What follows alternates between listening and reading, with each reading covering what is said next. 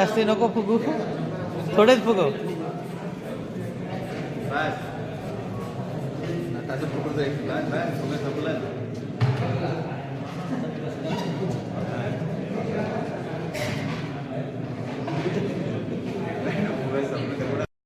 सुंदर आहे. याच्यातून काय जो उद्देश आहे, जो काय बोध निघेल त्या तुम्ही नंतर सांगणार आहात.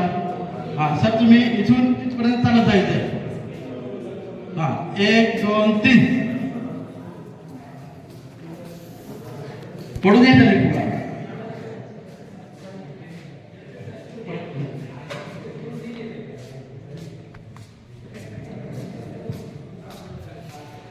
चालेल, ठीक आहे.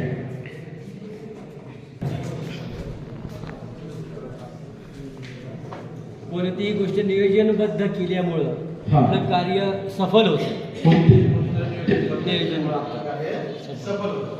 आणखी कामामध्ये सुसूत्रता होते. अगदी बरोबर सर. आणखी कोणी माग?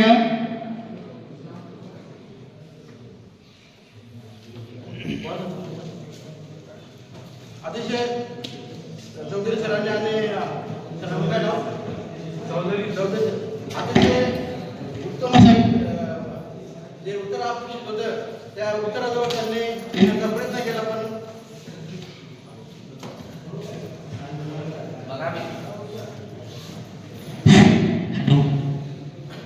आता जी ऍक्टिव्हिटी आपण घेतली या ठिकाणी 3 फुगे होते. एकाच्या हातात आपण सरळ धरायला लावलं होतं, एकाच्या दोन्ही काखेमध्ये आणि पायामध्ये ते फुगे दिले होते. तर मित्रांनो, ऍक्टिव्हिटी खूप सोपी होती. सांगायचा उद्देश एवढाच आहे की आपण जेव्हा शाळा व्यवस्थापन समिती स्थापन करतो तर सगळ्या जबाबदाऱ्या ज्या असतात त्या काय होतंय, सुरुवातीला जेव्हा आपण सभा घेत असतो तर सगळ्यांची एकच समस्या असते, सभेला कोणी उपस्थित राहत नाही.